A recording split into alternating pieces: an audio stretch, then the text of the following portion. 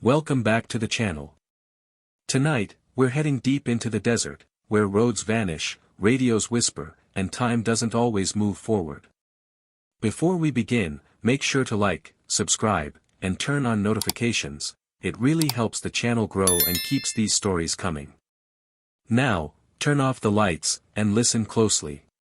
This is the disappearing road. You learn quick out here that the Bonneville salt flats don't take shadows, they loan them. Everything that stands on that white plate leaves an afterimage even when it's gone. I wasn't looking for anything that night. Just footage.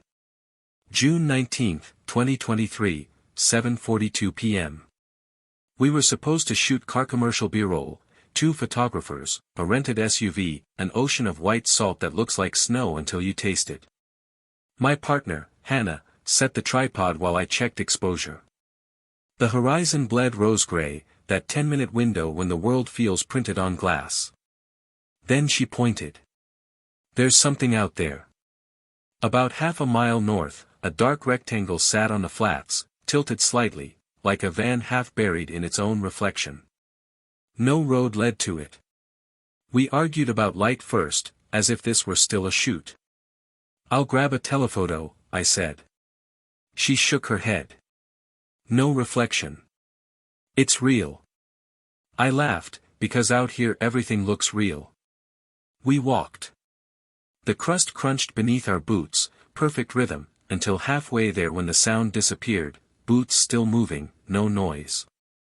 The air thickened like humidity, except the thermometer read 98 degrees Fahrenheit and falling. The van resolved from blur into detail, a white delivery model from the 80s, paint sun-peeled to gray, salt lapping halfway up its wheels like foam. One rear door hung open. Inside, the air went cold enough to fog my lens. Rows of mannequin torsos filled the cargo bay, dozens, maybe 100, arranged shoulder to shoulder facing the doors. All male forms, smooth plastic, each wearing a cracked paper tag that read Model 233 in fading ink. They weren't upright, they leaned slightly forward, as if listening. Don't touch them, Hannah said, but her voice came out flat, like playback through bad speakers. I raised my camera. Flash popped. For one frame, the world blinked, blue-white, soundless, and when vision returned, every mannequin's head had turned 2 inches toward me. I checked the LCD, the photo showed them already turned. No mid-motion, just a completed action I hadn't seen happen. Another flash. Same shift. They were facing me now. The third flash overloaded the sensor. When the screen cleared, there was something new in the shot, something behind the mannequins, pressed against the van's interior wall. A hand. Gray, wet, too long. We backed away fast, feet sliding on crust. The sun had dropped, but the light refused to fade, everything glowed with that permanent twilight color the salt flats steal from dying film. The van's open door began to close, slowly, no wind to push it. Metal on metal, quiet as breath. From inside came a single knock. Then another. Then rhythm, slow, measured, like the echo of our own retreating steps. I lifted the camera again, switched to video. Through the lens the van wasn't alone anymore, faint outlines surrounded it, human-height silhouettes like heat mirages with weight. They flickered only when I blinked. The audio meter climbed though the desert was silent. A low hum vibrated through the tripod legs, exact frequency unknown, but steady, heart-like. At 8:19 p.m., my camera froze, frame counter looping 0:21 again and again. The screen filled with static, but within the noise I saw flashes, faces pressed against glass, maybe reflections, maybe not. Hannah whispered, "It's still running, though the power light was off." The van door stopped an inch short of closed, as if waiting. We walked back without talking. My body felt heavier, salt grains dragging at the cuffs of my jeans. When we reached the SUV, the horizon had gone wrong, 2 suns, one ghosted faintly above the other. Our tire tracks leading in had vanished. The GPS showed we were still moving toward the coordinates we'd started from. "Did you mark the van's location?" she asked. I nodded, but the waypoint label on the screen wasn't ours. It read, Model 233/active. The camera in my lap clicked once, shutter cycling on its own. It had taken a final photo. The image showed the van sealed shut. No mannequins, no footprints, just our SUV reflected perfectly in its side panel, windows black. Inside that reflection, two figures sat. Neither of them were looking at the road. Morning didn't look like morning, it looked like a photograph of one. Light flat, horizon smeared. The SUV's windshield was glazed with a white film of salt from the night's fog. When I wiped it away, the streaks formed faint vertical bands, identical spacing, like barcodes. Each one pulsed once, then stilled. Hannah sat outside on the hood, coffee in hand, eyes on the distance where the van had been. "There's nothing out there," she said. "Right?" From where we parked, the flats shimmered clean, unbroken. Still, the camera lay between us, its red record light on though the battery indicator was dead. At 9:17 a.m. a State Patrol pickup rolled up, Sergeant Danner. Someone must have seen our lights from the highway and called it in. He listened while I described the van, the mannequins, the photos. He nodded like he was slotting the words into a drawer labeled heatstroke. We walked back toward the coordinates anyway. The air smelled faintly metallic, like rain that never arrived. After 200 yards the crunch of salt under our boots cut out, as if we'd stepped onto vinyl. And then it was there.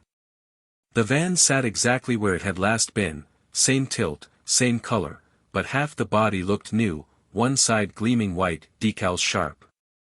Danner circled it. "Someone restored this," he muttered. He tugged the door. Hinges screamed, then went quiet halfway through, as if sound were being absorbed. Inside, no mannequins. Empty. Floor clean except for perfect rectangular outlines in salt, 33 of them. I raised my camera. Through the lens, the mannequins were still there, gray silhouettes frozen mid-turn. Through my eyes, nothing. "Do you see that?" I whispered. Hannah looked. "See what?" The lens fogged from the inside. Danner radioed dispatch, static answered in long vowels. While he stepped outside to reposition the antenna, I checked the playback screen. Each new clip began with the same timestamp, 8:19 p.m., last night's sunset. Every time I scrubbed forward, the image recreated the moment we'd first seen the van. But the details changed slightly, sky darker, Hannah's hair longer, my jacket zipped higher, as if the recording were remembering new versions of us. One clip ended with both of us standing inside the van. I never filmed that. My stomach flipped. Salt has no scent, but I could smell formaldehyde, school lab clean, chemical grief. Outside, Danner called, "Battery's dead. You two stay put." I wasn't moving anyway. The lens showed something crawling along the inside of the van's wall, thin ridges bulging outward, taking shape the way frost grows on glass. They arranged themselves into faint human profiles, overlapping, dissolving. For a second, I thought I recognized mine. The hum began again, low, harmonic, vibrating the tripod legs. Hannah pressed her hands over her ears. "It's not sound," she said, voice cracking. "It's pressure." Her pupils had shrunk to pinpoints, she was staring at the ground. Beneath the crust, thin threads of water ran like veins, pulsing to the rhythm of the hum. I took one step back. My heel punched through the salt into a hollow pocket, dry, smooth, echoing like metal. From below came a single muffled knock. Then, faintly, the camera's shutter clicked, 3 times, though it hung from my neck untouched. The display showed a burst of new photos. Each one was a copy of the last but closer, van mannequin faces, glossy plastic eyes, nothing but white glare. The final image was pure light. For half a heartbeat, it flickered and resolved into text burned across the frame. Model 233/ready for reflection. Danner shouted something, his voice flat, stretched thin by distance though he stood 10 feet away. He was pointing at the SUV. In the windows, reflections moved that shouldn't, Hannah climbing in on the passenger side while she still stood beside me. The version inside turned her head and smiled, a small, wrong, too still expression. The real Hannah whispered, "That's not me," then began walking toward it anyway. The salt rippled around her boots like liquid. I lunged, grabbed her arm. Cold shot up my wrist. My hand came away white, coated in fine powder that steamed in the sunlight. She stopped and looked back once. "I think we stayed last night," she said softly. "We just don't remember how long." Her eyes had the same mirrored sheen as the van's door. By the time Danner reached us, the van's new side had dulled again, half restored, half decayed, the boundary crawling inch by inch like a slow erasure. He barked into his radio, but only our own voices came out, quiet, delayed recordings of this morning's conversation. "There's nothing out there," it said. "Right?" I shut the camera. The power light stayed on. When I lifted it one last time, the lens showed 3 figures standing where we were, motionless, salt up to their knees, faces blurred into smooth plastic. The wind finally returned, carrying the faint rattle of metal doors closing somewhere far across the flats. Danner cursed, turned to me. "What the hell's happening?" I looked down at my reflection in the lens glass, flat, colorless, perfectly still, and heard my own voice answer from the camera speaker, calm and certain. "Exposure set. Subject stable." The light inside the van blinked once, like a shutter. Daylight should have burned the fear away. Instead, it bleached it, too bright, no contrast, nothing left to hide behind. The salt had hardened overnight into a mirror so smooth the horizon looked suspended on water. Somewhere in that reflection, the van waited. I kept telling myself I'd pack up, drive back to Wendover, file a report that said optical phenomenon, possible mirage. But the camera wouldn't shut down. Its red light pulsed slow, heartbeat slow. Hannah sat beside it, not moving. Her skin carried a faint grain, like film left too long in developer. When she turned her head, motion lagged a fraction behind. "You hear that?" she asked. The air was silent, but the ground hummed under us, low frequency, steady. Like electricity trying to remember music. The camera screen flickered to life on its own. Footage began to play, last night's frames, sped up so the clouds tore across the sky like smoke. We watched the two of us walk toward the van, open the door, vanish inside. Then another pair appeared, and another, endless duplicates stepping from the same direction, entering, disappearing. I scrubbed forward. At 0:21 seconds, the loop reset. "Look," Hannah whispered. In the final frame, the van's surface reflected not the desert but a darkroom, trays, clips, dripping film. A single sheet hung there, developing. 2 shapes slowly formed in the chemicals. Us. A wind rose that didn't move air, only light. The van shimmered, edges vibrating like heat haze. Its panels stretched until they lay flat on the ground, silver and rippling, turning the salt beneath them to liquid glass. Our reflections stood on that surface, independent now, gray outlines, watching. They began to walk toward us, footfalls leaving dents that filled instantly with brine. I lifted the camera, the reflection lifted one too. Every adjustment I made came back mirrored a heartbeat late. When I lowered mine, the reflection didn't. Flash. The sound was inside my skull, a bulb exploding behind my eyes. When vision returned, Hannah was gone from my side and standing beside her reflection, both versions frozen mid-turn. For an instant I saw the seam where the two met, salt and skin fusing, then settling into one seamless figure. The hum rose in pitch, high enough to taste. I tried to run but the surface under my boots clung like wet film, each step peeled up with a suction hiss. The van's door opened once more, impossibly far away yet filling the world. Inside was only white light. I pointed the camera out of habit, because that's what you do, you record, even when the subject is your own erasure. The viewfinder showed the interior as a perfect negative, shadows bright, highlights dark, mannequins returning frame by frame, heads turning in slow unison until they faced me. Their paper tags fluttered though there was no wind. Each tag carried a new name written in wet black ink. Mine filled in last. My breath steamed. Salt shouldn't melt, but a thin layer of water slicked my boots, climbing to the laces. The camera display dimmed to gray. On the final playback, the lens showed only one figure standing before the van. No horizon. No second sun. The timestamp froze at 8:19 p.m., again. Then letters crawled across the bottom of the frame. Model 233/fixed exposure. I heard Hannah's voice, flat, calm, everywhere at once. It only photographs what it keeps. My hands were numb. The skin on my forearms had taken on the same dull sheen as the mannequins, textureless, poreless, perfect for reflection. I looked up. The sky was white now, pure emulsion waiting for light. When Danner's backup arrived 2 days later, they found the SUV abandoned, keys still in the ignition, doors locked from the inside. The dash camera contained a single still image, an empty expanse of salt under perfect daylight. If you brighten the photo, a faint outline appears near the center, two figures half-merged, watching a third inside a silver rectangle.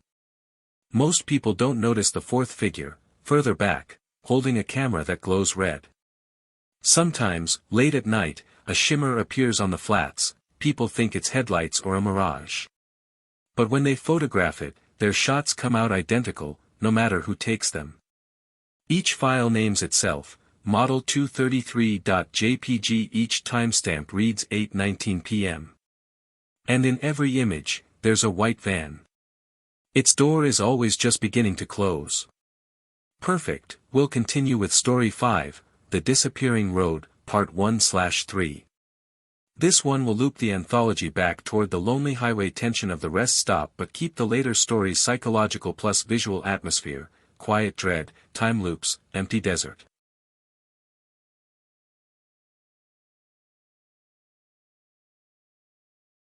They call it the Blythe turnoff, but it isn't on any map. Between Quartzsite and the river you can drive the same stretch 10 times and never see it, and then, one night, there it is, new asphalt glinting like wet ink, arrow straight into nothing. I was running a night freight back to Phoenix, one trailer of refrigerated produce, easy miles. August 3, 2022, 11:42 p.m. The highway shimmered under sodium glow, radio bleeding a preacher's static. Then my GPS chirped, route update, faster road detected. The exit sign looked brand new, white letters on green, Alt 60E, pilot cutoff. I'd driven this corridor 15 years and never seen it. The ramp curved down smooth and clean, no cracks, no weeds, no dust. My headlights hit a reflective stripe that went on forever, ruler straight. Half a mile in, the world went quiet. No crickets. No hum from the reefer. Even the dashboard clock froze at 11:47 p.m. The road itself glowed faintly, as if light were leaking from underneath. 2 miles and I passed a concrete milepost, 233. I laughed out loud. Of course, I said to the windshield. I didn't know why that number unnerved me, maybe I'd seen it in a report, maybe just déjà vu. I keyed the CB. Anyone copy eastbound on the 60 alternate? Static answered, then a breath.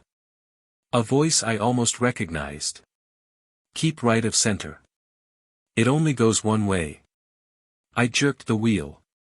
The yellow line flickered under the beams like a film splice. After 5 minutes the horizon vanished. No stars, no fence line, just road suspended in gray. When I opened the window the air was motionless, like the inside of a freezer. The GPS clock still read 11:47. Odometer climbed. fuel stayed full. Then a sign appeared ahead, single post, unlit metal. I braked, stepped out, boots crunching on something that wasn't gravel, tiny white crystals, uniform as sugar. The sign was blank from the front. When my flashlight caught the back, black stenciled letters spelled, "Return when the light fails." The beam flickered. The sky above the truck rippled, faint waves of heat in reverse. I climbed back in, heart thudding against seatbelt webbing. The radio had turned itself to channel 19.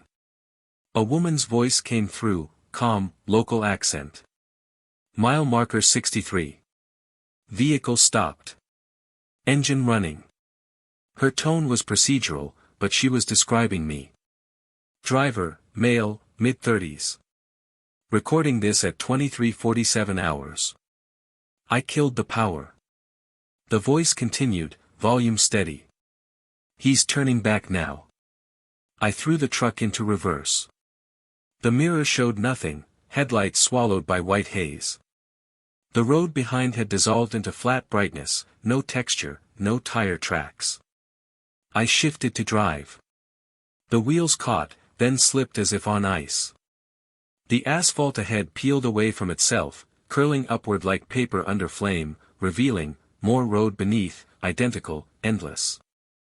The sign I'd passed slid past my window again, though I hadn't turned. Same lettering, same angle. I pressed the pedal harder.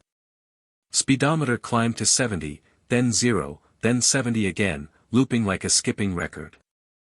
My own dashcam light blinked red. I hadn't switched it on. Playback screen, file 233_1147.av, recording. A glow bloomed ahead, white, pure, horizon wide. The road dissolved into it. I slowed to a crawl. The glow wasn't sunrise, it was reflection. From what, I couldn't tell. The clock finally ticked forward, 11:48 p.m. Something unclenched in my chest, and I realized I'd been holding the same breath since the turnoff. Then, just for a moment, the radio hissed back to life, whispering the same line over and over, my own voice looped thin and hollow. Keep right of center. It only goes one way. I looked down. The CB mic wasn't in its cradle. It lay on the seat beside me, button pressed in by an unseen hand. I turned the wheel toward the main highway and hoped there was still a main highway to reach. Behind me, the light dimmed, and in the rearview mirror the asphalt rebuilt itself, lane by lane, closing like a zipper. The GPS updated once more before going black. Route saved, Alt-60E/disappearing road/active.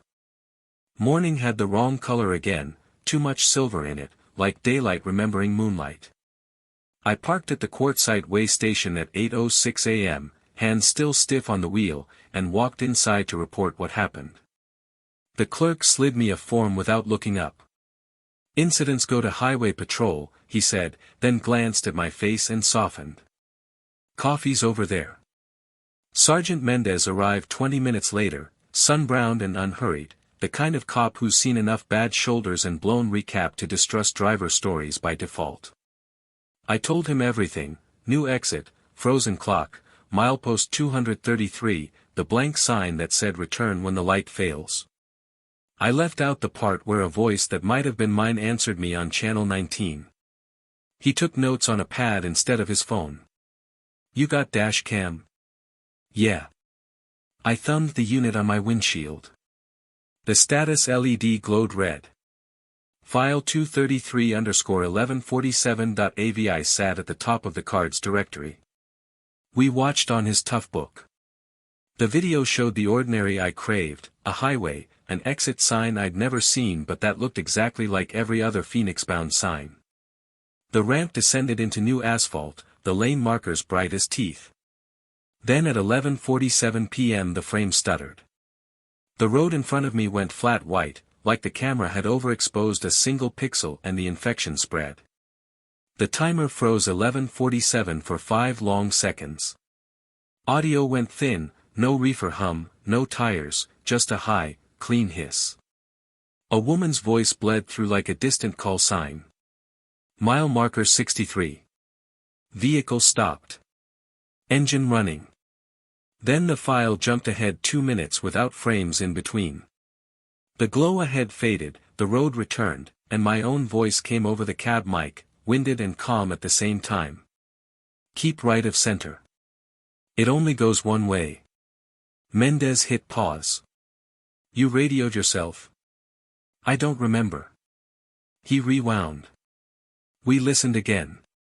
He shook his head slowly. Could be interference from the truck stop, rebroadcast from a nearby cab. The nearest cab was me. He didn't argue. He clicked forward frame by frame until a green mile marker flashed at the shoulder. He froze it, zoomed. 233, clean as paint can make it. There is number 233 on that spur, he said. Because there is no spur. He called District 7 dispatch, asked about the pilot cutoff. The dispatcher, a woman, said no such exit existed between Quartzsite and Blythe. When Mendez asked who else had the line, the voice that answered sounded like a recording of their own conversation, half a beat behind. There is no spur. He ended the call with a blink that looked like a wince. We'll run a drive, he said. Tonight. I nodded, grateful for the anchor of supervision, of procedure. He told me to get sleep and meet him at the way station again at 10:30 p.m. I tried. I lay in the bunk with my boots off and the reefer ticking like a sedated clock and did not sleep. At 4:11 p.m., my phone pinged from an unknown number. One file. 233_1147.avi, same name as the dash cams, same size, down to the byte.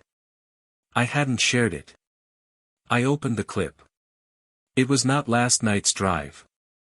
It was a video of me in the bunk, now, lying sleepless, watching the reefer tick. The timestamp at the bottom right read 11:47 p.m. I shut the phone off. The reefer ticked once more and stopped. The bunk's metal frame hummed faintly, a dead bee in a jar. At 10:29 p.m. Mendez pulled beside my rig in a state cruiser. He'd brought a second unit, Trooper Han, and a squat aluminum ANPR camera on a tripod. We'll verify the exit, he said, and clapped the hood like he meant to reassure the car. We rolled east in convoy, cruiser, my tractor, second cruiser. The desert stretched black, shallow stars pasted onto heat haze. At 11:40 p.m., the Alt-60E, pilot cutoff sign lifted out of the dark like it had been there for decades. Mendez keyed his mic, copy visual on unlisted exit. District confirm. Dispatch replied with a soft delay, words the right shape and temperature, but wrong in the way a dream is wrong. There is no exit between Quartzsite and Blythe.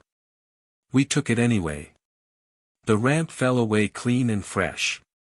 Pavement sounded new under tires, tight, unscuffed. My clock read 11:46. The reefer hummed smooth to a line. Channel 19 hissed awake. I said, you hear, and then 11:47. The world slipped a half-inch to the left. The cruiser's taillights in front of me smeared and resharpened. The ANPR's tripod in Han's trunk rattled once like a spooked insect. The lane markers brightened until they looked calcified. Mendez's voice crackled. Keep right of center, he said, then, quieter, it only goes one way. A whisper through his own teeth. Copy, I said, but I heard my reply before I spoke it. At milepost 233, there it was again, unlisted, obvious. A sign rose from the shoulder. Not the return when the light fails plate. A new one. White letters on dead gray metal. Record when the light fails. I wanted to stop. My foot didn't. The pedal lay flat and stayed there.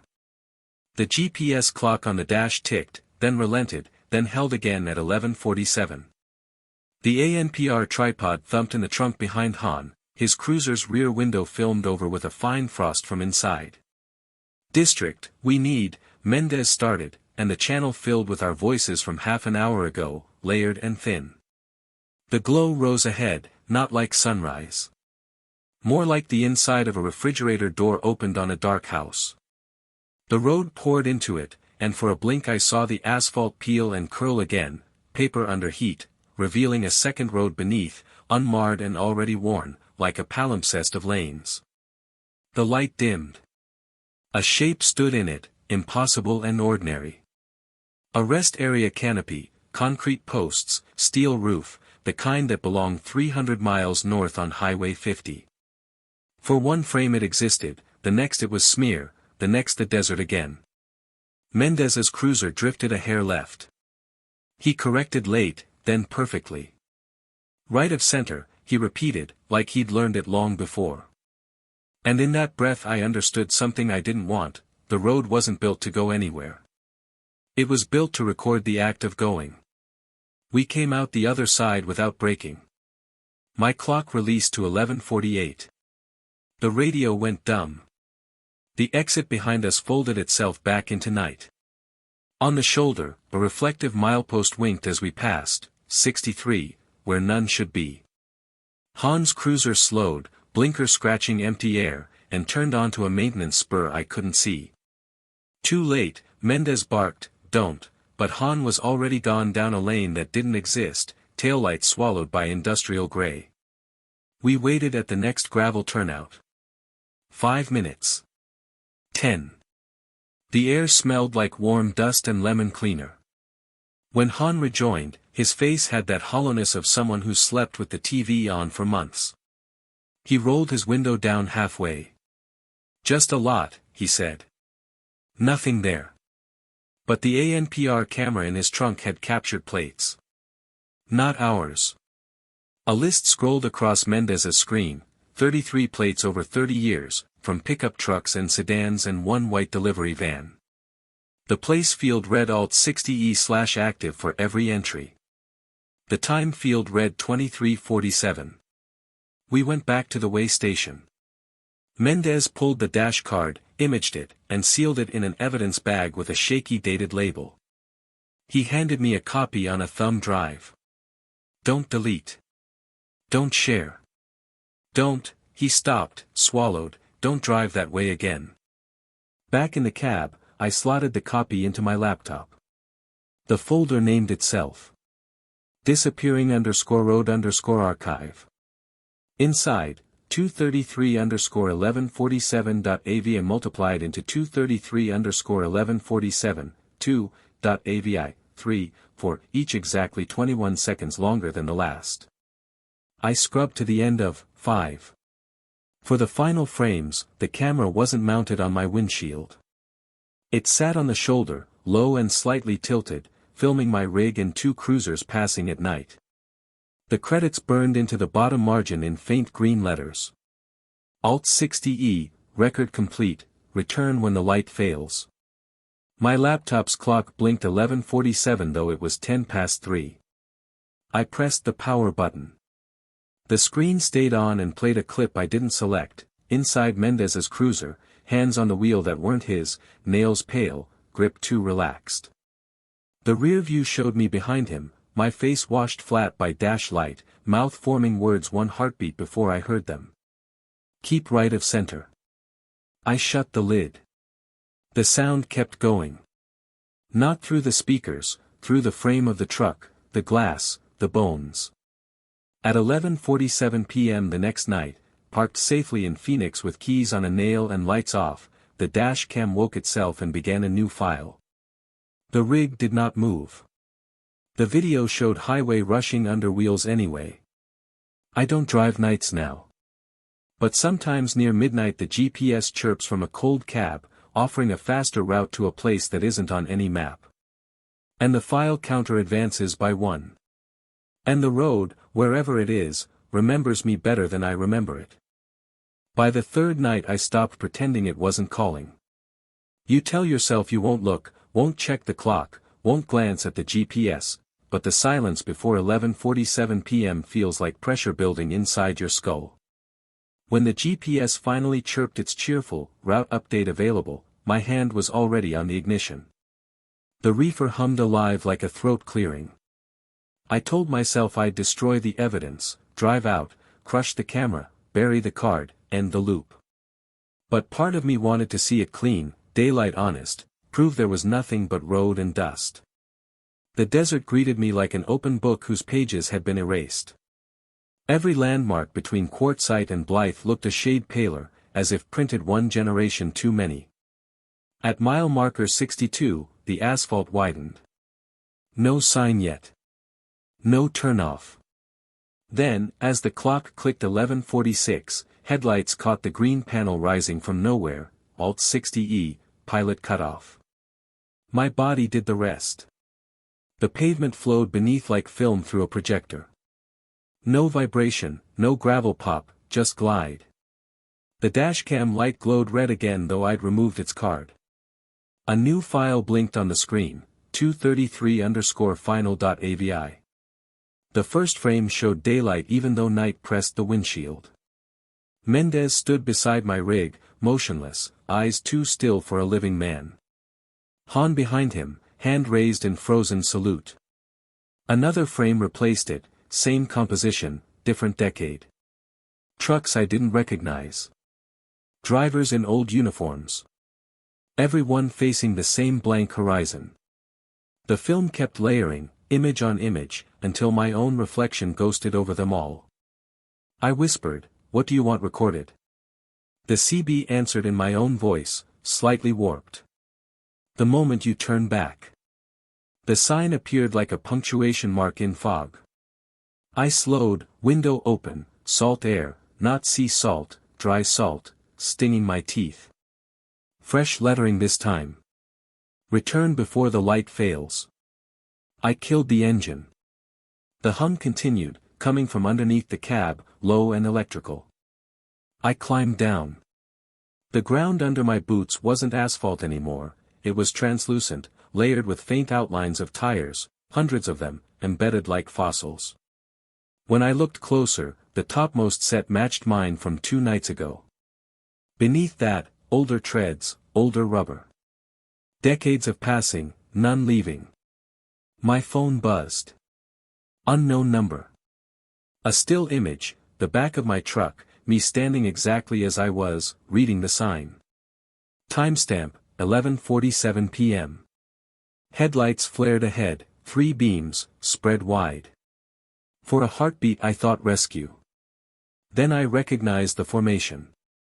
2 outer, 1 center. The same geometry from the salt flat van, the same pattern burned into my nightmares of light. The middle set dimmed, the others angled outward, hurting.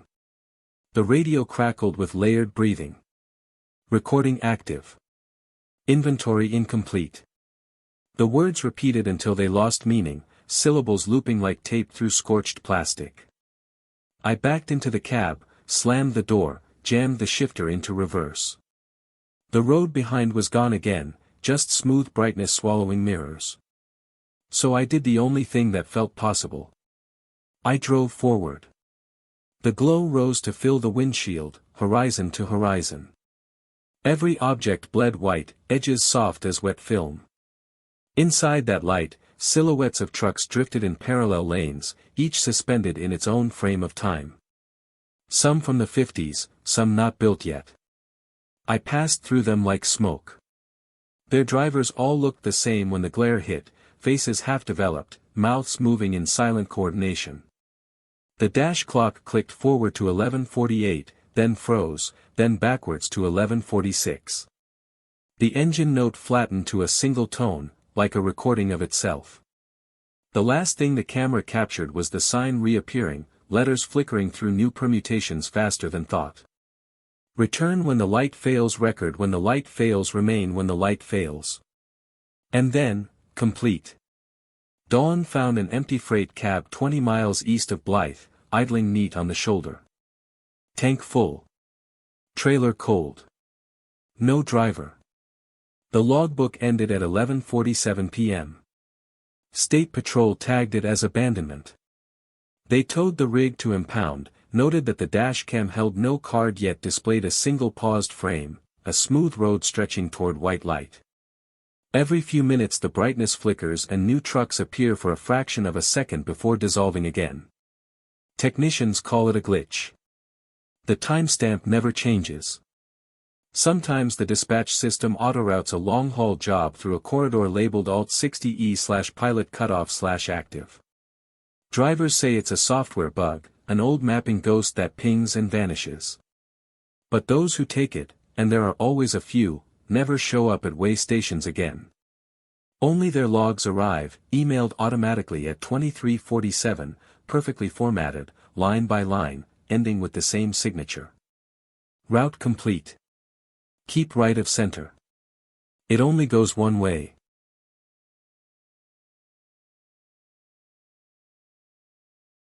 The Haskins place sits just past the bend where County Road 9 loses its paint and the ditches turn to cattail and beer cans. I used to drive by that stretch with my window cracked, because the corn there has a smell you can't fake, sweet rot and green breath, like the field itself is quietly fermenting. After Mr. Haskins passed, his daughter leased the acres to a man nobody sees in daylight, and the rows grew taller than I remember, lean, crowded, whispering in a voice that makes you look back at your rearview mirror even when nothing's behind you. The scarecrow didn't start strange. It was just there one July morning, staked on the south edge where the crows like to test boundaries. Old flannel shirt, a pair of muddy jeans stuffed with straw, work gloves, and a burlap sack for a head with 2 button eyes and a slit where a mouth would be if mouth mattered. I don't know who dressed it. The shirt was the exact sun-faded red my father wore the summer he taught me how to replace brake pads in the gravel driveway, sleeves rolled. I told myself it was a common color. I told myself lots of scarecrows get their clothes from laundry piles that outlived their owners. At first it worked like it should. Birds kept their distance. The wind practiced its small talk through the sleeves. Sometimes the figure leaned left or right depending on the day's mood. The slit in the burlap stayed a slit. It was a prop, a signal, nothing more. On a Tuesday that didn't mean anything, I slowed the truck because the scarecrow looked off. Not different exactly, just aimed. It had that posture people get when they're listening in a crowd. I cracked the window and heard corn rubbing on corn with that chalky rasp that makes your tongue want water. And underneath that, quieter, the sound a mouth makes when it readies a word. Not a voice. Not yet. Just the tongue finding home behind the teeth. I told myself I was tired. I told myself the road has noises that come and go. A far-off tractor pulling metal, a dog dragging a chain, tires like waves on chip seal. But that night, right as I fell toward sleep, the rasp returned in my head. Not as sound but as texture. The dark of my room had a grain to it. I lay there, pupils wide, tasting burlap in the back of my throat like I'd been chewing a sack string. Next morning the scarecrow faced the road. I don't mean it had turned. I mean the whole arrangement, the crossbar shoulders, the stuffed jeans, the slouch of the neck, had settled into an attention that only people and hunters know. Its button eyes weren't aligned. One was higher, which gave it a permanent squint, like it had a thought about me and was debating whether to share. I parked on the shoulder and told myself I was being neighborly. I crossed the ditch, stepped over milkweed and thistle, and stood a careful 2 yards away. Up close, the scarecrow smelled like wheat dust and a wet basement. The burlap head was tied with twine at the throat, and whoever tied it had used that quick slip knot you learn when you work with your hands long enough to value untying as much as tying. The mouth slit had been cut jagged with a knife that tugged instead of slicing clean. I could see straw pressing against the inside like yellow teeth. Morning, I said, because I'm the kind of man who speaks to objects when I'm not sure what's listening. I waited for wind to cover my embarrassment. Wind didn't come. The corn around us held its breath. A crow landed on the fence post across the ditch and cocked its head like it was waiting for the punchline. That was when I realized what was wrong. There were no other scarecrows in sight. Haskins used to put 3, one per long side and one at the corner that catches the county boys when they cut like they own the gravel. Now there was just this one too close to the road where it could watch the hours. I lifted a glove to adjust the flannel collar. I don't know why, maybe to prove it was clothes and not skin, and the scarecrow shifted under my touch. Not much, an inch of give, but it moved against me like a shoulder politely reclaiming its space. The burlap head turned a fraction. The button eyes didn't because buttons don't. Still I felt the gaze relocate. Okay, I said and backed off like you do when a dog isn't sure. The crow made a small sound like a cough and flapped away, offended by the lack of drama. I got in my truck and told myself that would be the story, the day I felt silly in a field. That night my phone fell off the nightstand. It didn't jump, I knocked it when I turned. The screen came alive in the dark, and for a second the bright rectangle lit my ceiling in the shape of a window that wasn't there. In that wash of light, a whisper threaded itself through the room, as gentle and unmistakable as my name said by someone at the foot of the bed. Not loud. Not begging. Just sure. One syllable, stretched, the way my grandmother used to sing it when I slept at her house and pretended to still be dreaming so I could be carried to the kitchen table. I sat up too fast and the dark swam. Hello. I said like a fool because I didn't want to say, "Who's there?" and make the night choose an answer. Silence. Then the smallest suggestion of burlap against teeth. I could hear it, I swear I could, the rough inside of the sack dragged by breath. I didn't sleep. The body can plan a tired day. What it cannot plan is the exact shape of fear sitting in your lungs like a folded tool you don't know how to use. At sunrise I drove back to the Haskins place. I told myself I was going to laugh at daylight.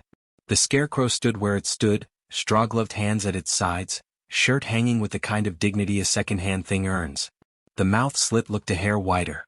Maybe wind had worried it open. Maybe a raccoon had tested the edges. I walked up without crossing the ditch this time, just stood on the shoulder with the engine ticking cool behind me. "Did you say my name last night?" I asked. The question felt like throwing a rope over water to see if it hit something. The field answered in field ways. A grasshopper snapped and leapt, the corn hissed a little as morning warmed it, a truck down the road popped gravel like static. Then, not from the scarecrow exactly, not from the road or the row, but from the thin seam of air at the mouth of the burlap, something shaped a consonant. It missed. The wrong edge of sound. It tried again, patient as practice. I didn't move. I let the morning decide how much of me it wanted. A breeze came at last and toyed with the sleeves, and for a second the right glove lifted and tilted, palm up, like a hand beginning a greeting before it remembers itself. I went home by a longer route that added 15 minutes and a sermon. All day at work, the memory of the burlap's breath kept finding the back of my tongue. People said my name, and each time they did, I heard the scarecrow's attempt buried under theirs like a second track not quite aligned. At dusk I found myself back at the bend, window down despite the mosquitoes. I didn't plan to stop. But a thing happens sometimes when you pass a place where something started. The road leans you a little and your foot corrects in a way that looks like choice. I pulled onto the shoulder and killed the engine. I could smell the field. The scarecrow stood in silhouette, a dark grammar mark at the edge of all that whispering. Say it, I told whatever lived in the seam. If you're going to say it, say it. Welcome back to the channel. Tonight, we're heading deep into the desert, where roads vanish, radios whisper, and time doesn't always move forward. Before we begin, make sure to like, subscribe, and turn on notifications. It really helps the channel grow and keeps these stories coming. Now, turn off the lights, and listen closely. This is the disappearing road. Morning didn't look like morning. It looked like someone had photocopied dawn and taped it over the sky. I woke parked on the shoulder, both hands locked around the steering wheel, engine off, windshield filmed with pale dust. Fuel gauge, full. Odometer, unchanged. Time, 1:17 a.m. That made no sense. The sun was up. By the time I reached Ely, the world had started to resemble itself again, radio static replaced by country songs, gas stations that looked like they belonged to the century I lived in. At a diner, I asked the waitress if she'd ever heard of a place called Mile 233 Service. She frowned. There used to be one in the 80s. Caught fire, chemical explosion, I think. Whole crew gone. They never rebuilt. She poured my coffee, then added, almost as an afterthought, funny number though. You're not the first to ask this week. I stared into the cup. The surface was perfectly still, reflecting my own face upside down, but the mouth wasn't moving with mine. I left too much money on the counter and walked out. Outside, the desert light made everything bleached and unreal. I reached into my jacket pocket to prove something to myself, to pull out that receipt from last night and laugh at how dreams stick to daylight. But the paper was pristine. No creases, no stains, no sign it had ever been folded. Fresh ink shimmered on the surface like it had just printed. Mile 233 Service, April 3, 1984, 1:17 a.m. Below it, a new line had appeared. For record, return by dusk. I flipped it over. The back was covered in tiny parallel grooves, like something had scraped it from underneath. That was when the smell hit, faint, chemical, lemon cleaner and diesel. Exactly the air inside that gas station. I told myself it was a hallucination brought on by sleep deprivation. I'd been running long hauls for 3 weeks straight, crossing time zones, drinking canned caffeine like water. So I did the rational thing. I drove back. The coordinates from my dash cam were still saved, 39.083 N, minus 115.563 W. I reached them around 4 p.m. There was nothing. Just flat desert, a broken guardrail, and a patch of ground where the gravel looked newer than the rest, lighter, more uniform, as if something had once been there and been scraped away. I walked the perimeter, boot soles crunching on glass fragments that glinted like the station's canopy lights. I picked one up, it was melted plastic shaped like the corner of a pump display. Then I heard it. A sound that shouldn't travel that far in open desert, a faint ding, ding, ding, the kind of tone an old gas pump makes when it finishes fueling. I turned in a slow circle. The sound came from nowhere and everywhere. The air was perfectly still, yet dust rose in a ring around me, moving counterclockwise, like the wind was following an order. I backed toward the truck. The sunlight dimmed without clouds. Everything tilted slightly, like gravity was shifting a few degrees left. My balance went wrong, I had to grab the door handle to stay upright. For a few seconds, the windshield reflected something that wasn't the desert behind me. Rows of pumps. The red canopy. And myself standing at pump 1. I slammed the door and turned the key. The radio came on by itself, whispering through static, one of those half-caught AM stations where a voice overlaps with its echo. Mile 233, service, station, open all hours. I twisted the knob, but it only grew clearer. Then the voice changed to mine. Pump 1. Card or cash? The same words I'd said to the attendant. My own tone, but flatter, drained. I ripped the fuse again. The radio went dead. The silence that replaced it had texture, like standing inside an ear. Outside, the horizon shimmered. For a moment I saw a faint structure forming there, rectangles of light aligning into a canopy. Then it was gone. By the time I reached Fallon again, the dashboard clock finally advanced, 7:02 p.m. It hadn't moved in 18 hours. I checked my phone. Battery 100%, but no signal. The photo gallery, though, had something new, 23 images I hadn't taken. Each one showed the gas station from different angles, at night, under those yellow lights. In every photo, the clock on the pump read 1:17 a.m. The last image was from inside the cab. The reflection in the windshield wasn't me. It was the attendant, holding a receipt up to the glass, smiling faintly. Across it, written in grease pencil. For record, return by dusk. The timestamp on the photo? Tomorrow's date.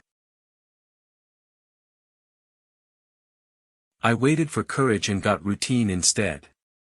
When fear is too big to fight, you sharpen pencils, label bags, check batteries twice. I set the Tascam on the tailgate, opened a fresh notebook, and wrote in block letters. APR 4 to 1931, entry transect A, target, subsurface resonance at 48 BPM. The basin light had gone copper. Heat unwound from the clay in long, invisible threads. Every sound I made, zipper teeth, pen scraping paper, felt like it was being added to a ledger. I flagged a line from the tipped trailer to a shallow depression where the clay had webbed into hexagons. The seismic hammer thunked through my gloves, and each strike came back wrong, too round, too damp, as if the ground were a drum with skin stretched over a cavity. 1952, playback, thunk, 1 Mississippi, thunk. Then, faintly, a second pattern under mine, thunk, thunk, thunk, playful, like knuckles knocking from inside a wall. The Tascam named the file without asking, RB_transect_A_02_43 AM. I wiped sweat from my neck that wasn't from heat. I marked a second transect to the east, toward the chain-link fence half swallowed by clay. Old survey stake stuck up like teeth. Something had chewed the paint off. When I tapped here, the return was hotter, fuller, like placing your ear to a sleeping dog's ribs. Surface density variant, I told the recorder. Talking kept me from listening too hard. Sublayer void likely. Estimate 3 to 5 meters. The basin answered in my cadence, almost polite, likely. Estimate 3 to 5 meters.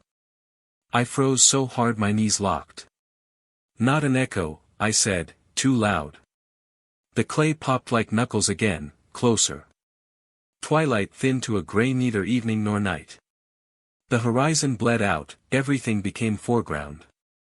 I clipped a rope around my waist, set anchors on the trailer frame, and tested the line by leaning into it. The rope sighed across metal. That sound went out and came back 2 sizes too big. 2017, I lowered myself into the shallow depression and swept with a headlamp.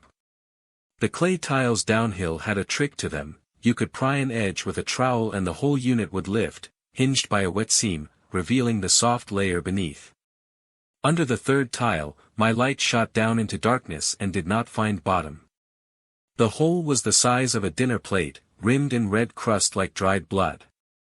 A desert vole might crawl through. A man could not. But the air rising from it was cool enough to fog my headlamp lens. It smelled like wet stone and hot electronics. I slid a piezo mic against the rim and hit record. The graph on the screen climbed, not a spike, but a clean, patient ladder. The pulse was perfect 48 BPM, and between beats was something else, a slick of noise that moved like a tongue. I spoke into the hole. Dr. Locke, this is Sawyer Grant. If you're near a resonant cavity, bang 3 times. The basin waited, then produced 3 knocks spaced like mine, politely wrong. Okay, I said, heart thudding too fast for the metronome below. Understood. I repositioned the mic. My headlamp picked up lines on the inner wall like tool marks. Not straight. Spiraled. Something had bored down here, and the dust rings read like a fingerprint. In the narrow light, the rings seemed to move, interference pattern or falling dust, I told myself. Not frost. Not breath. I decided to enlarge the hole, even as something in me knew a small opening meant smaller answers. The trowel worked slow, the clay tore reluctantly. The pulse rose. 50 BPM. 52, I glanced at my watch. The second hand ran calm, indifferent. The first chip fell in. It hit something soft and was gone without an echo. Rope on, I said, mostly to prove I had one more step between me and compulsion. I slotted a fiberglass probe and fed it downward. 2 meters. 3. The tip brushed metal. Contact, I said. Likely instrument. I eased the probe in tiny circles until the headlamp winked off something silver. A recorder. The kind grad students duct tape to rebar when the department won't spring for proper casings. I fished blindly with a grappling hook fashioned from a tent stake and a stubborn prayer. The metal clinked, caught, slipped, caught again.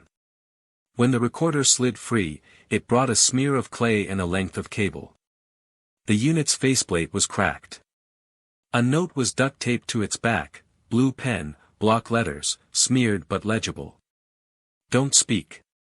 It writes you. I set it on the clay beside the hole and stared at the note until my eyes watered. The basin thumped beneath my knees with that gentle, mammalian rhythm. The Tascam screen updated, RB_transect_B_02_43am.wave, the same timestamp it had loved since yesterday, since before. I played the recovered unit. Static, then Locke's breath, then his voice threaded with a tremor I recognized in my own. It has the interval but not the words. It uses hours to time itself. If you speak, it writes you into the interval.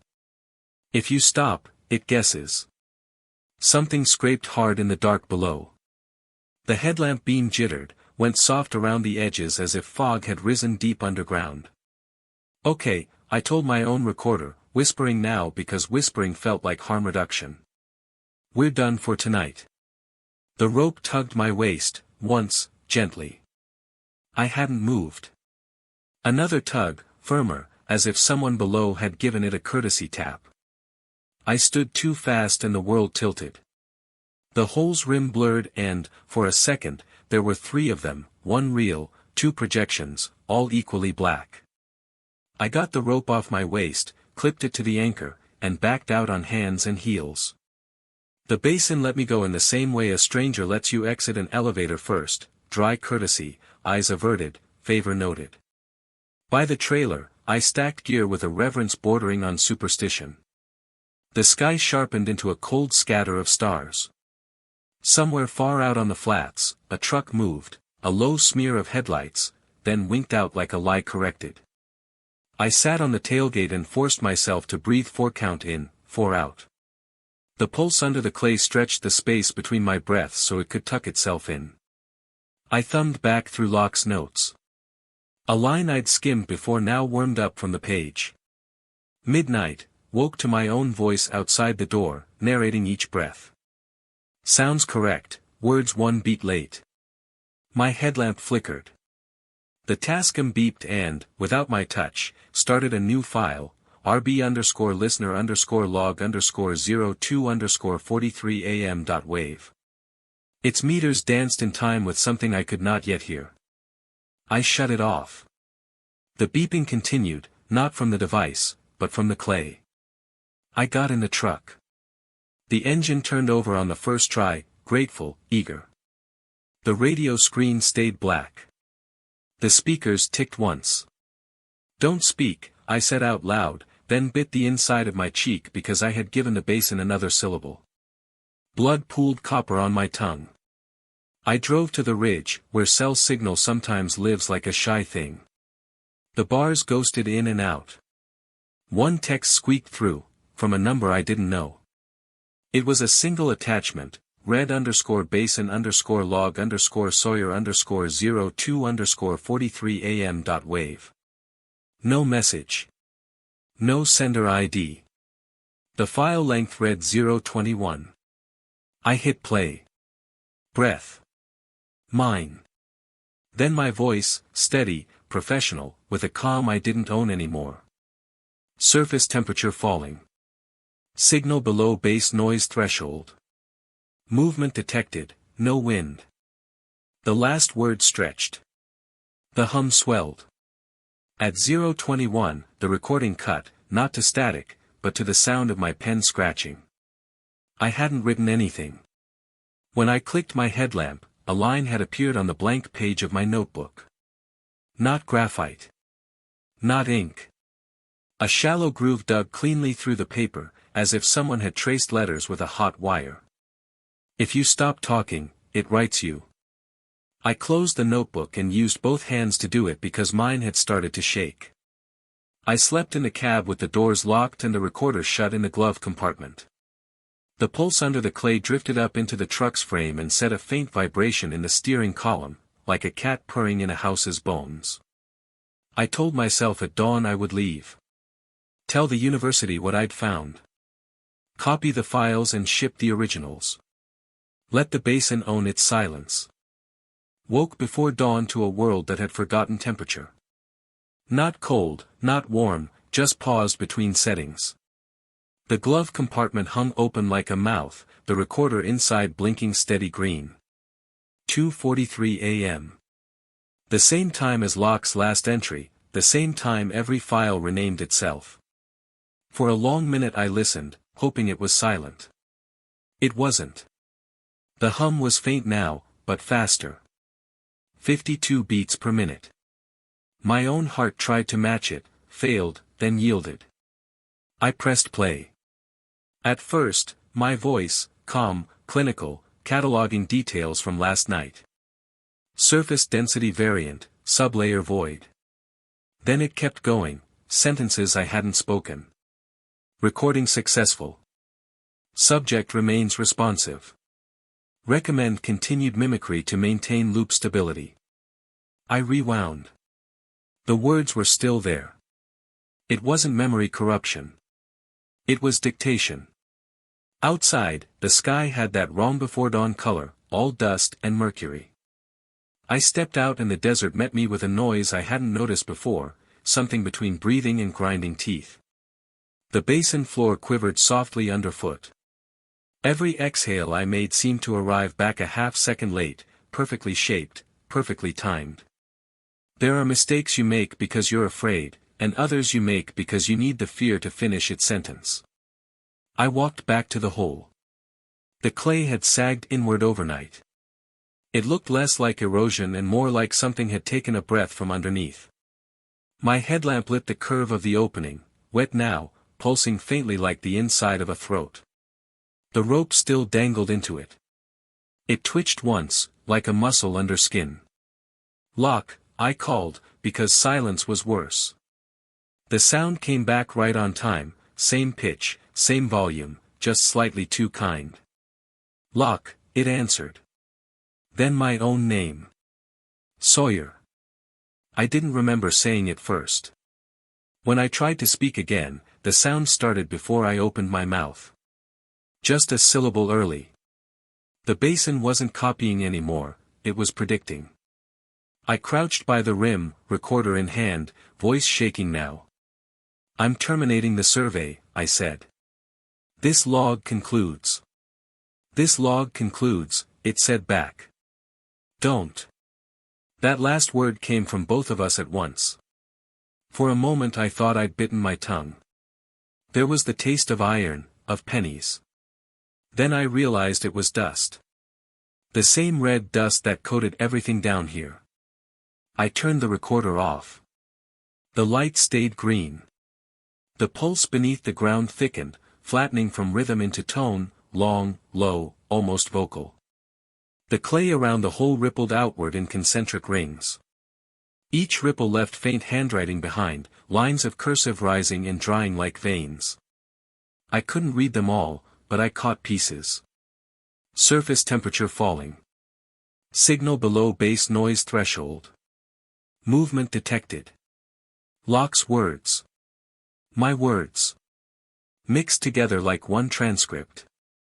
Walking back to the truck should have been easy. It wasn't far, maybe 20 meters. But each step arrived in my head a heartbeat after I took it, like my body was being played back on delay. By the fifth step, I couldn't tell which part of me was real, the one walking, or the one listening. My radio turned itself on again, no power, just voice. Sawyer Grant, UNR Field Lab 9. Log continuation accepted. Red basin maintains stability at 48 beats per minute. It wasn't my voice exactly. It was me if I'd stopped being human somewhere between words. I tried to reply, but nothing came out. For a moment, I thought I'd gone mute. Then I heard my answer broadcast from the speakers a half-second later. Acknowledged.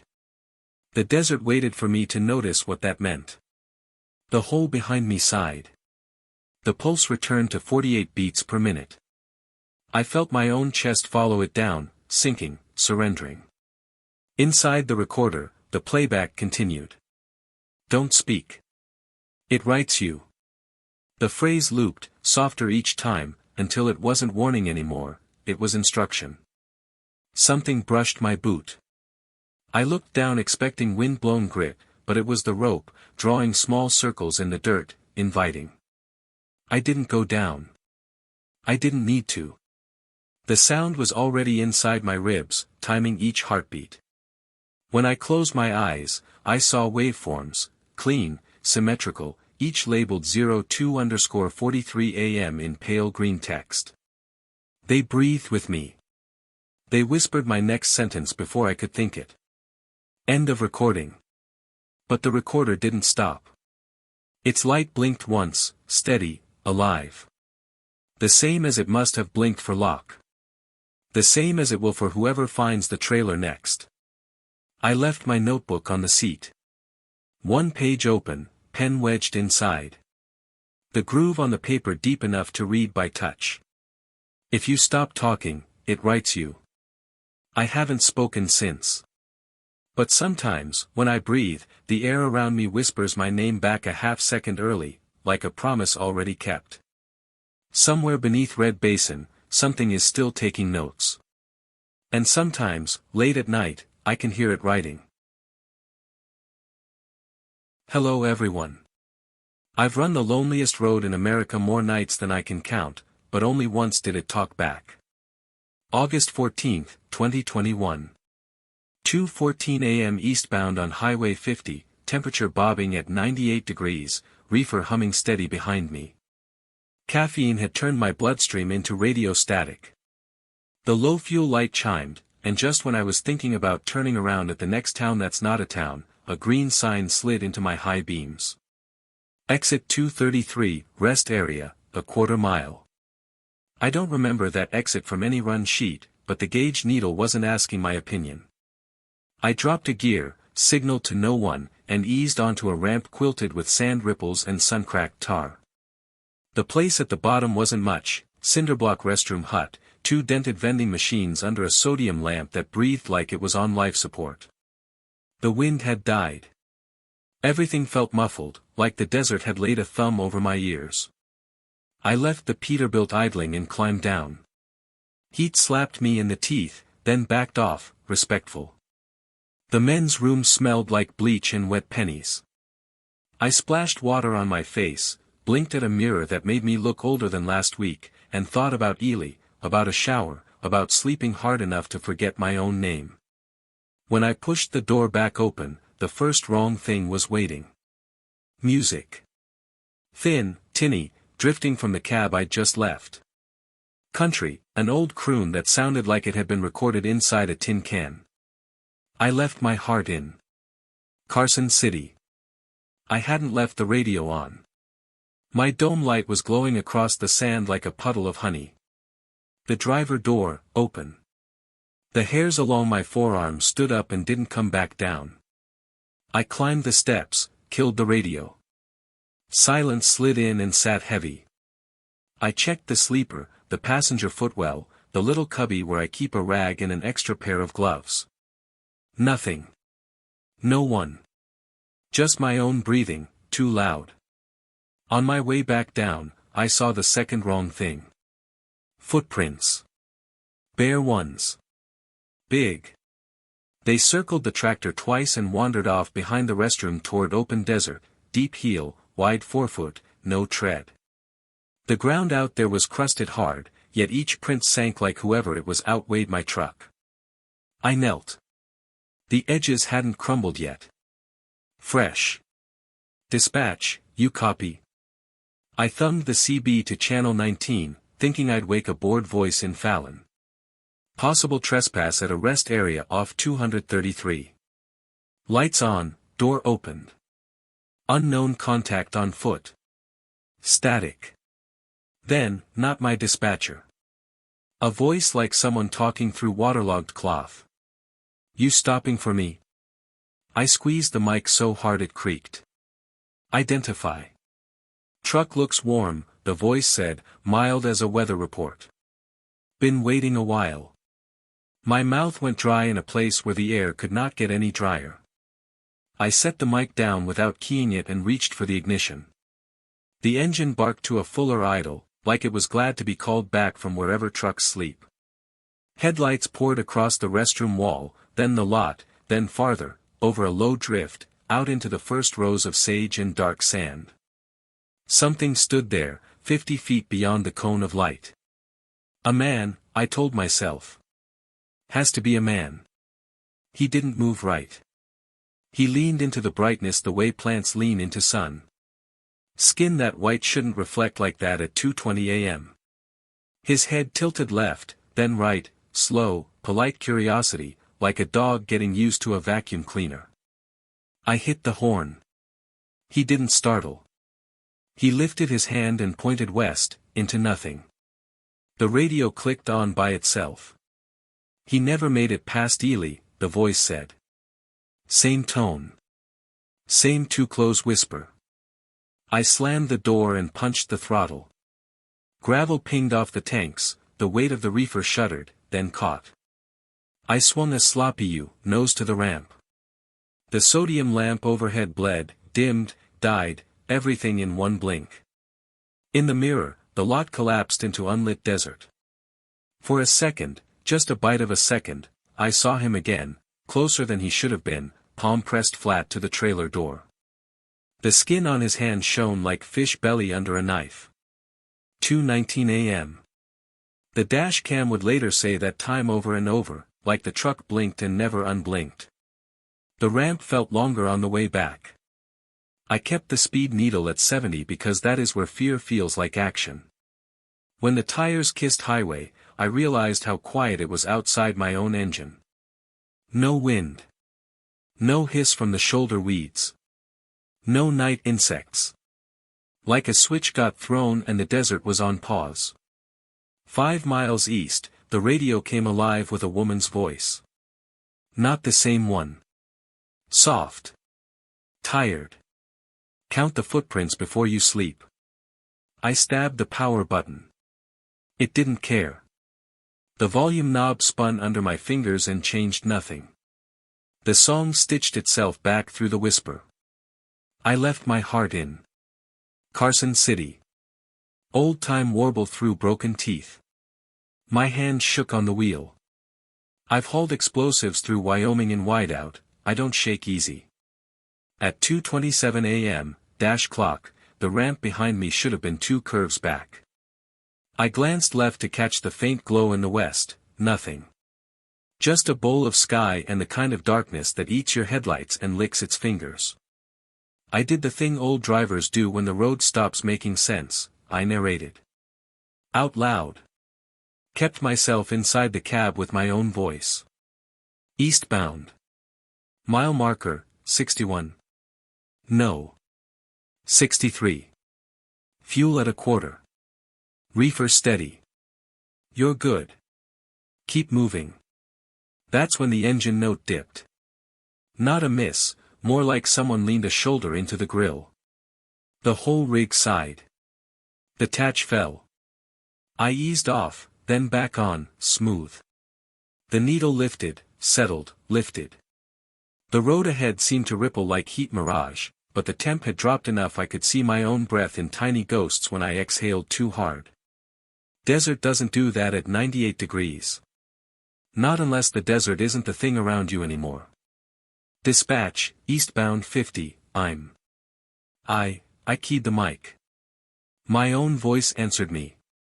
Copy. You're almost here. Same cadence. Same burr in the R's I always hated when I heard recordings of myself. Like someone had taped me earlier and now was feeding me back through a cheap speaker. I let the mic fall. It swung, hit the dash, made that cheap plastic thock. The song on the radio kept looping, breathy and old, needle skipping the same 6 words. For a heartbeat, something bright touched the shoulder in my side mirror, just enough light to throw a long shape where no shape should be. Stupid as it sounds, I checked my turn signal. Off. The bright slid forward, kept pace. A vehicle with no engine, I thought. Then hated that I'd thought it. My fuel light flicked again. I looked up, reflex, and there it was, impossible and plain, a green sign shouldering out of the dark like a memory. Exit 233, rest area, a quarter mile. The hood chrome showed my face for a split second, washed out, younger, terrified. In the glass I watched my lips form a word I never say on channel, on the road, anywhere. Please. I didn't take the exit. I took my eyes off it, fixed them dead center on the white lines, and pressed the pedal until the vibration in the steering wheel told me there was nothing left but speed and prayer. Behind me, somewhere beyond the reefer, the radio relayed one last thing, soft as a secret laid on a pillow. He never made it past Ely.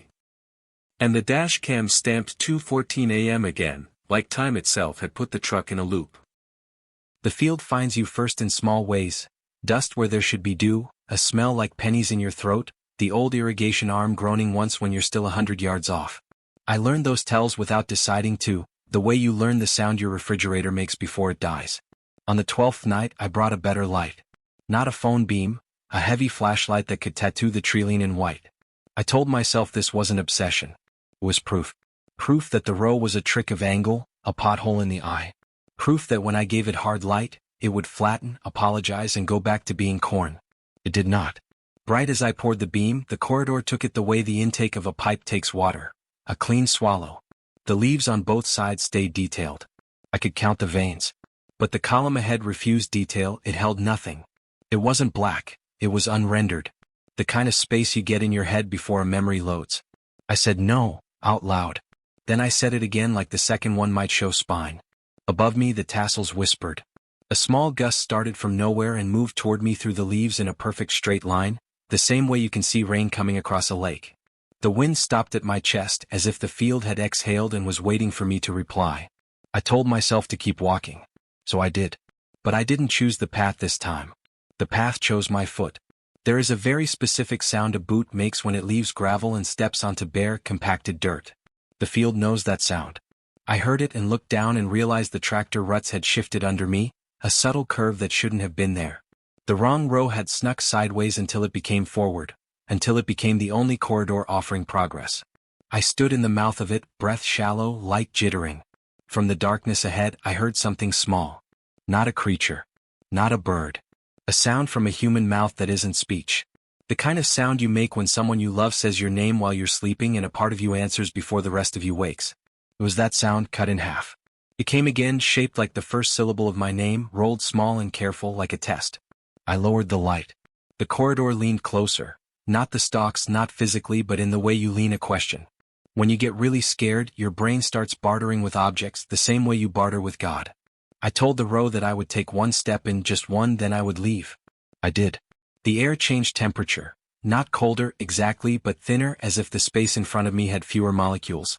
The sound of insects that I'd been unconsciously registering turned off, like a bar's jukebox cut by a breaker. The leaves on either side lost their high dry rattle and took on a softer note, cloth across teeth. I lifted my beam. Something miles down the corridor flashed and was gone, a coin of light. It didn't blink the way reflecting eyes blink. It winked like a handheld mirror catching a stray star. I turned the light off and back on to force my pupils to reset. Far away, how far is a word that stops working the longer you say it?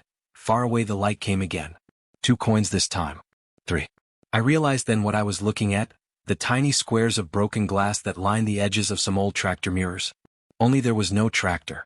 Just a low steady hum, not mechanical but mouth-made, soprano thin and patient. I left the corridor with 2 steps that felt like running but weren't. I made myself do something normal. I picked a broken ear from the soil, snapped it in half to check for pests. The kernels inside were dry, perfect. And underneath them, where the silk should be, a thread of red string peeked out, twine like from the kind used to tag grain sacks. I pulled it free. It kept coming. 8 inches. A foot. The end of it was tied in the small clumsy knot I used to make as a kid when I pretended to fish in ditches with my cousin Aaron. My thumb knew that knot. The place on my thumbnail where the edge indents when you cinch it. I hadn't made that knot in 20 years. I dropped the ear like it was live and stepped back onto the tractor path. My light shook. I aimed it at the fence line there, a promise. I walked toward it without breaking stride, refusing to blink, refusing to adjust the beam. And just when I reached the last dozen yards, the fence politely wasn't there again. Something about the politeness of that absence enraged me more than fear did. The field didn't grab. It didn't threaten. It outmannered me. It removed a fact and waited to see if I'd notice. I noticed. I don't want this, I said. And I meant the sentence in 6 directions. I meant the field. I meant the short drive. I meant the exhaustion that had made me choose it. I meant the shape of my life that had pressed me to the edges of everything I loved until the edges were all I walked. The hum from the corridor softened. Stalks should not soften. They are either quiet or they are not. But the sound changed pressure, like a hand loosening its grip without leaving your shoulder. Then the voice, the half-made one, tried again. It got the first letter of my name correct this time. It shaped the second like a memory of teeth. I closed my eyes, turned my back to the row that wasn't there, and walked blind for 3 steps. The way home isn't a direction so much as a refusal. Gravel found my boots. The fence materialized. The night, in gratitude, added insect sound back a teaspoon at a time. At my door, I put the red twine on the countertop and stared at it like evidence. I told myself, very clearly, tomorrow you drive the long way. Tomorrow came and I did. And the day after that I didn't. Because shortcuts are a religion. They promise a smaller suffering now to avoid a larger sacrifice later. I kept promising. The field kept accepting. Until the night the corridor said my name correctly. In my mother's exact voice. You tell yourself there's logic somewhere behind a haunting. That if you line up the facts, dates, coordinates, radio frequencies, it'll start behaving like a puzzle instead of a warning. That's what I told myself as I left Ely behind me and let the road pull me west again.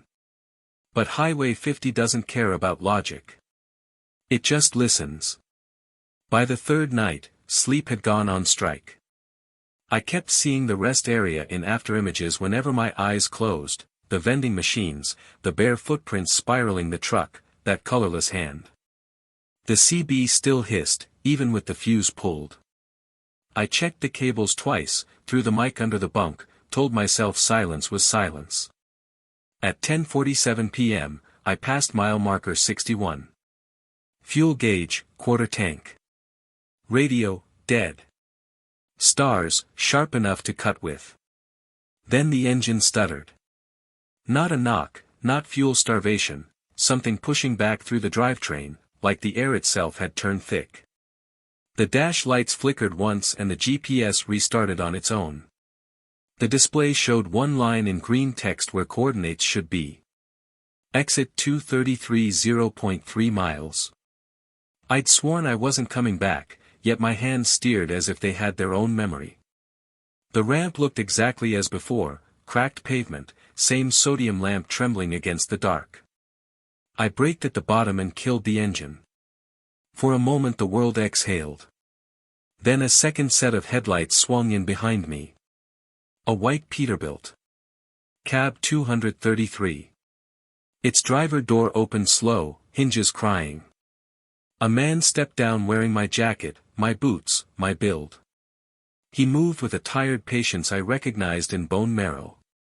When he looked up, the face that caught the lamplight was mine, except for the eyes. They glowed like reflection from an animal's gaze, no pupils, just silver film. He spoke without sound, his lips formed words I knew by shape alone, count the footprints. I backed toward the restroom hut, heart thudding in reverse. The air had gone thin again, the silence swelling until it felt solid. Behind me, the vending machine blinked awake. A can rolled forward, hit the tray with a metallic pop. I don't know why I bent to pick it up, reflex, maybe, the need to anchor myself in something ordinary. The can was worn. Label faded. Carson City Cola, since 1984. The radio inside my cab turned on. I hadn't touched it. The voice that came through was Lorraine's, the waitress from Peg's Stop. Some folks don't use that stretch after dark. Static. Then her tone changed, slower, distant. Because they never left it. I ran. Not heroic sprint, just that clumsy half-flight where the ground drags at you. The footprints were back, dozens now, encircling the lot in wide arcs. Each print filled slowly with darker sand, like breath condensing. The air smelled of motor oil and ozone. The sky above was wrong, stars rearranged, constellations sliding like they were being redrawn. I reached the restroom door and slammed inside. The light flickered, painting me in frames. My reflection in the mirror wasn't lagging exactly, just hesitating, as if deciding whether to follow. Behind me, the door creaked. I didn't turn. Been waiting a while, my voice said from the doorway. Cold hands settled on my shoulders, familiar weight, driver's seat posture. The glass before me fogged, and words traced themselves across it from the inside out. 233 Ely 233 Ely 233. I spun. The stall was empty. The smell of bleach gave way to burned diesel. When I staggered back into the open, the second truck was gone. Mine sat idling, headlights aimed west. But the trailer door was unlatched, swinging gently. Inside, every crate of produce had burst. Frost steamed off them, melting into small puddles where footprints waited underneath. They weren't just pressed into the steel floor, they were rising from it, bulging outward like something beneath the metal was trying to remember shape. I slammed the door, locked the bar, climbed into the cab. The moment the wheels hit the ramp, the clock reset. 2:14 a.m. fuel gauge full. Radio humming the same old song. I left my heart in Carson City. I laughed once, sharp, because what else do you do when time gives up pretending? The CB light blinked red. I grabbed the mic, thumb hovering over transmit. If anyone hears this, I said, I'm at exit 233. Don't stop. Just don't. The reply came layered, one voice, two timings, half a beat apart. Copy that. You're almost here. A headlight glare bloomed in my mirror. For a second I thought it was dawn. Then the second truck slid into my lane behind me, distance locked, both of us running the same speed. My GPS showed twin icons overlapping like mirror images. At 11:47 p.m. the audio feed spiked, white noise blooming into what sounded like breathing, then a heartbeat, perfectly in sync with the seismic file Andrew Locke had recorded in Red Basin years earlier. I didn't know that then. I do now. Because I'm still hearing it. 2 weeks later, Nevada DOT crews found a tractor-trailer abandoned near mile 63. Engine cold. Cab door open. Inside, no driver. Dash cam frozen on a loop of 5 minutes between 2:14 and 2:19 a.m. repeating endlessly. Every frame identical except the last, a pale figure standing by the trailer, one hand pressed to the door, lips moving to a tune that wasn't there. Investigators logged it as unresolved mechanical malfunction/driver missing. They sealed the rest area access road. A year later, someone spray-painted a sign on the barrier. Count the footprints before you sleep. Sometimes night drivers say the sign's gone, sometimes it's there again. Sometimes, when Channel 19 pops alive at 2:14 a.m., they hear a man whisper through the static, tired, frightened, pleading. He's asking for a ride. Says his car broke down 30 years ago. And if they're smart, they don't answer. Because the desert doesn't forget who stopped for it.